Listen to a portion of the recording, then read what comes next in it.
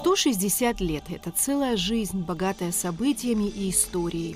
За это время школа прошла сложный путь становления и развития и стала родным домом для тысяч детей. Здесь получило образование не одно поколение – академиков, писателей, артистов, спортсменов, государственных деятелей, патриотов, сложивших голову за свободу Родины. Основной упор – воспитывать поколение в духе абхазства, морально-этического кодекса. 56 выпускников наших сложили головы, защищая Родину во время Отечественной войны в Абхазии. Каждый класс носит имя наших выпускников. Большая работа проводится в патриотическом плане.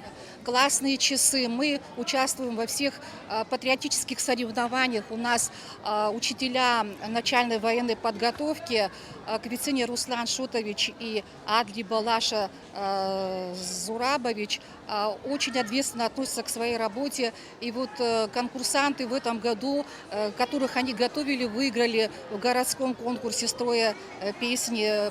Сегодня школа – особая территория. Методический, информационный и социокультурный центр. Визитная карточка школы – ориентированность на всестороннее развитие учащихся, преемственность поколений. Здесь созданы все условия для того, чтобы дети постигали науки, учились мыслить, творить, добиваться поставленных целей. Полученные в школе знания позволили выпускникам найти себя в самых разных отраслях и сферах. Принимает активное участие наша школа во всех городских мероприятиях, в конкурсах республиканских и очень хорошо себя проявляет. В городской олимпиаде наша школа заняла первое место, в республиканской 60 победителей. Это для нашей школы, я считаю, что большой успех. Также очень много кружков у нас. У нас литературный кружок, у нас театральный кружок, хореографический кружок. В нашей школе организовала учительница пения Чачхалям Зия Потовна хор. Мы имеем свой хор. Также у нас секции баскетбола, волейбола, футбола. В 1859 году российский император Александр II сдал указ о создании на Кавказе так называемых горских школ. Так началась история 10-й школы. Официально она открылась 4 апреля 1863 года. Со временем детей здесь становилось все больше, а курс учебы дольше. Главной проблемой было то, что обучение велось на русском языке. Первым, кто поднял вопрос о том, что в учебную программу нужно ввести уроки абхазского языка, стал патриарх абхазской литературы Дмитрий Гулия. По сей день школа бережно хранит и чтит традиции родного языка. 10-я горская школа, можно так сказать иначе, это история всей Абхазии.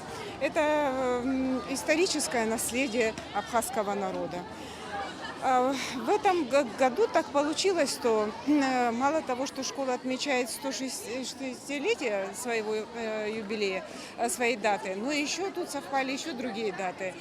100 лет со дня присвоения имени Нестора Лакоба, нашего выдающегося деятеля, и еще 130 лет со дня рождения. Учиться в этой школе в советское особенно время и сейчас это было большой честью.